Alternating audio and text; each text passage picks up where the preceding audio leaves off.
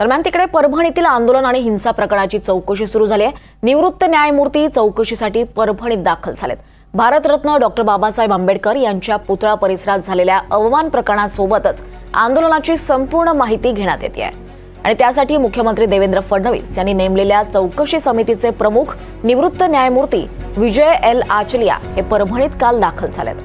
त्यांनी जिल्ह्यातील प्रमुख वरिष्ठ अधिकाऱ्यांची भेट देखील घेतली आहे। तिकडे अरुण गवळीचा वाढीव संचित रजेचा अर्ज उच्च न्यायालयानं फेटाळलाय।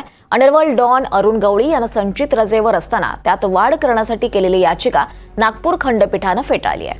नागपूर खंडपीठानं संचित रजा वाढवण्यासाठी पहिलं कारागृह प्रशासनाला अर्ज करा असं म्हटलंय, तर थेट उच्च न्यायालयाला अर्ज केल्यानं याचिका फेटाळून लावली आहे।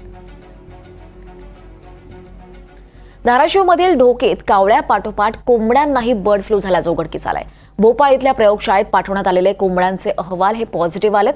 कोंबड्यांना बर्ड फ्लूची लागण झाल्याचं निष्पन्न झालंय। बर्ड फ्लूचा प्रसार रोखण्यासाठी या कोंबड्या आता नष्ट केल्या जाणार आहेत। कोंबड्यांच्या वाहतुकीवर निर्बंध घालण्यात येणार आहेत। कावळ्याच्या माध्यमातून ढोकेत बर्ड फ्लूचा शिरकाव झालेला आहे, त्यामुळे 10 किलोमीटरचा परिसर हा अलर्ट झोन म्हणून घोषित करण्यात आला आहे। दरम्यान पहिल्या बर्ड फ्लूचा संशयित रुग्णाचा पुणे प्रयोगशाळेत पाठवलेला अहवाल हा निगेटिव्ह आलेला आहे। बातमी जळगावमधून आहे। जळगावमध्ये डॉक्टरच्या चुकीच्या उपचारामुळे किडनी निकामी झाल्याचा आरोप करत एका पोलीस कर्मचाऱ्यानं रुग्णालयातच अर्धनग्न आंदोलन केलंय। या प्रकरणी आरोग्य विभागानं सखोल चौकशी करण्याची मागणी केली आहे। चंद्रशेखर सुरंगे असं या पोलीस कर्मचाऱ्याचं नाव असून जळगाव शहरातील एका खासगी रुग्णालयात सुरंगे यांच्यावर 2023 मध्ये किडनी स्टोनची शस्त्रक्रिया करण्यात आली होती। मात्र त्यावेळी डॉक्टरांनी चुकीचे उपचार केल्याचा आरोप या पोलीस कर्मचाऱ्यानं केला आहे। आमचं 70,000चं पॅकेज ठरलं होतं, त्यांनी 45 दिले होते, 25,000चा चेक दिला होता। ते म्हणे दादा आपण ओळखीचेच आहे, 45चा चेक द्या, फक्त मी तारीख टाकत नाही आहे त्याच्यावर, याच्यासाठी टाकत नाही, माझ्या अकाउंटमध्ये आता पैसे नाही आहे। नोव्हेंबर 2024ला आलेत आणि त्यांनी बिल मागितलं, म्हटलं मागची अमाऊंट तुम्ही दिली की मी बिल देऊन देतो। पुढची बातमी पाहूयात। एप्रिल महिन्यात अमरावतीच्या बेलोरा विमानतळावरून टेक ऑफची सुविधा प्रवाशांसाठी उपलब्ध होणार आहे।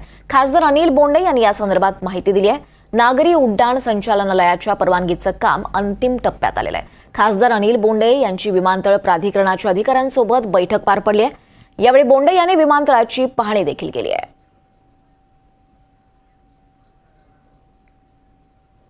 78 सीट्स असलेलं विमान, त्याला ATR म्हणतात, ते अमरावतीकरांच्या सेवेमध्ये उपलब्ध होईल।